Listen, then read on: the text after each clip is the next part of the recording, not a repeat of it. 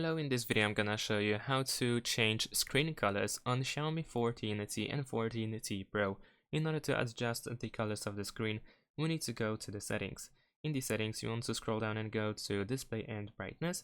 And then over here, once again, if you scroll down, you should find color scheme option over here. And if you go to that option, you will find 4 options of colors. We have the original color Pro, which reproduces realistic colors through color calibration. We also have vivid, saturated, and we have the advanced settings where we can click on this arrow over here on the right side in order to go to these advanced settings and then adjust the color gamut. We can, for instance, set the P3 color gamut, or we can use sRGB. Over here we also have sliders for these colors, so as you can see we can adjust them. We have the hue and so on and so forth, even the contrast and the gamma as well. If you want to, you can also discard these changes or restore default changes.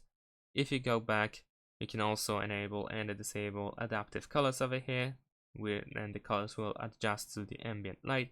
And of course we also have the color temperature, so you can move this circle towards any of these directions in order to have a specific shade of color on the screen.